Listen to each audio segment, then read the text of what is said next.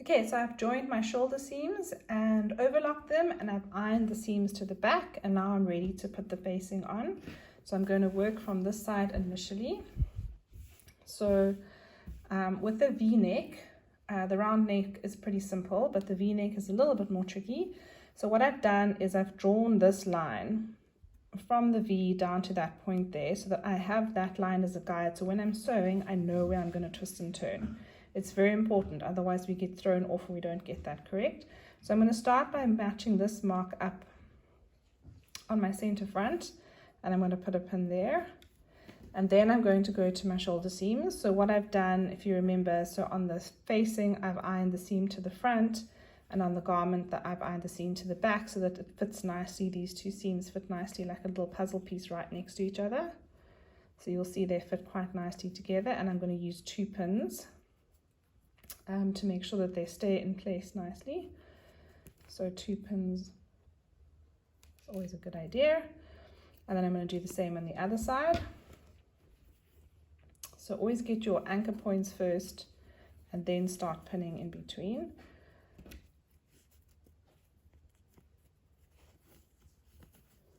Also make sure that these seams are lying next to each other all the way down. So I can feel that the one seam's not lying next to each other. So I'm just going to move this one up. So it literally fits right next to each other like a puzzle piece. Then you know that when you turn it around, everything's going to line up nicely. So now I'm going to move to the other side. So I'm going to turn this around so that I can see that my garment and my facing are matching, because the V-neck is very easy for this part here to stretch on the garment, and that's why we did our stay stitch. So basically what I can see here is it's fitting. These two pieces are fitting together. The top one is slightly bigger, which is quite nice, because I could just pin this in and sew it, but before the video purposes, I'd like to show you what you're going to do if that does happen. So I like to take one of these pins. So this is just the normal pin with the little head like that. And then I'm going to use that side. So don't use the sharp side, but use this side. And then you grab your stitches and you just pull on the stitch. A little bit like that. And then you move down and you pull a little bit. So you're not creating a gather at all. You're just wanting to ease this in a slight bit. So you do that all the way along so that it's even. So all the way along the front there. And then I'll see that it's not gathered, but it's just made the two fabrics, the fabric and the facing, now fit perfectly on top of each other. So that's the way that you now ease the fabric back into its original shape, because you know that you cut them from the same pattern piece, so they should match perfectly. And it's very easy to stretch the front out, especially on the V-neck. So that's how we make those two now fit. So I will keep on pinning and pulling the little threads in where I need to, and then I'm ready to sew. Okay, so I've started sewing already. I started at the shoulder seam and I'm going round, and what I'm doing is I'm sewing from the facing side, because the facing has fusing on and the fusing doesn't stretch as much as the fabric, and your sewing machine automatically likes to push the top layer of fabric more than the bottom layer, so you always want the less stretchy fabric on the top. And I'm also sewing from this side because then I can see my blue line over here. So I'm now aiming to get to that corner, and at some point I'm going to lose my guide here. So I just wanted to show you how to do it. So you've got to really try and just keep sewing completely straight, imagining that your guide is there, and aiming to hit that blue line.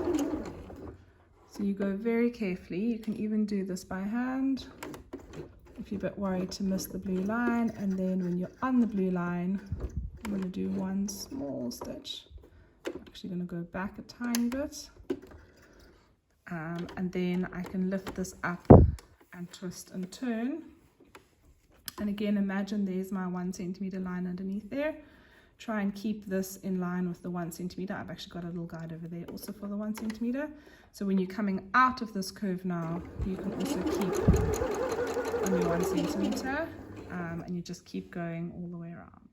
So I've sewn my facing on all the way around, trying to be as neat as possible with the V. And now my next step is to do my edge stitching. So when you have a facing, you need to do an edge stitching that catches the facing and the seam allowance at the back. So basically what I'm doing is I'm going to start here and I'm going to go all the way around and I'm going to stop there. So start just after the V and stop just before the V. So we can't go around the V. With a round neck you can just go all the way around, but with this you have to start and stop before and after the V. So I'm basically pushing my fabric up like that. So making sure that my facing is going over my seam allowance. So my seam allowance is behind the facing, and I'm going to stitch on the facing only. So I can put a couple of pins in here to make sure that nothing moves, but it's very important that as you sew, you pull the seam open. So you don't want your facing to double up over on itself like that. You want to pull this open so that this is a clean seam there. So you've got a clean gap over there. Excuse the dog noises in the background if you can hear them. So you're basically putting pins through the facing and through your seam, and we're going to stitch about 2 mils away from this edge. As we go, we keep feeling underneath that we're making sure that the seam is lying underneath the facing, and we are stitching on the facing and through the seam and the facing only, so not on the garment. Don't go onto the garment. And start just before the V, so we can actually put 2 pins here so that we know this is where we're going to start. And you're going to go all the way around, and then you're going to stop just before the V again. So on this side, where is it? Over here. So over here, so this is where my V is again. So I'm making sure that my seam is facing up. This is pulled open nicely, and I'm going to put another 2 pins here so I know that when I get here, that's when I'm going to stop. And then I'm ready to take it to the machine. Okay, so I have this all lined up, and I'm starting there where my 2 pins are. And for this, I'm actually going to keep my fabric in the middle of my foot, and I'm going to move my needle to the left. Actually to the right, sorry. So about 3 marks, if you can move it there, otherwise you just need to use your foot as a guide. And I'm going to start with my needle down and take these 2 pins out.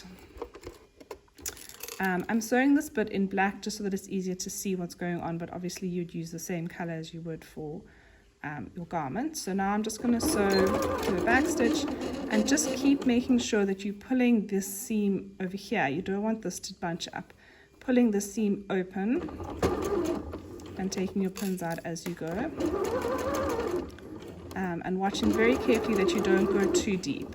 You want to go close to that edge, not too close but also not too deep. So it's about 2 mils away from the seam line over there, and you just keep going all the way around.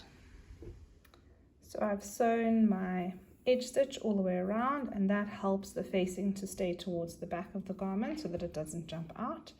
And the next thing is the very fun and scary part, and that is to nip. So we need to, on the V-neck, we need to nip down this beautiful blue line over here, and we need to go as close as we can to the stitching, because that will allow the V to shape.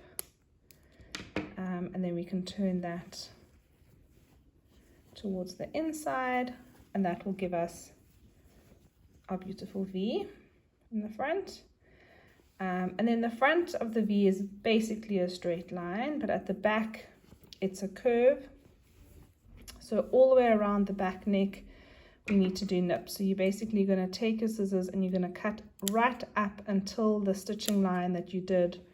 So right up until that stay stitch line, the edge stitch line, and all the way around, because you'll see as you nip, your curve will now start to lay flat. So basically nothing on this whole front looks nice until you've started this process of nipping all the way around. And once you've done that, then we can iron this to the back and see how beautiful your curves are lying and how stunning your neck is starting to look like. And then the last thing on that, once you've done your ironing, is we want to attach this, so the facing, we don't want it to flap all over the place. So I'm lining it up with my shoulder seam. So the facing seam and the shoulder seam are lining up together over here. I'm going to hold that careful, and I'm going to move to this side and put a pin in over there. So here at the bottom part. And then I'm going to do a very small stitch. So I'm going to go right in that little groove over there so that you can't see it from the, so that you can't really see the stitches, but do a few stitches. So just go forwards, maybe 5 stitches, and then backwards 5 stitches, just to hold the facing so that it doesn't flap all over the place. And once you've done that, then your facing is finally finished.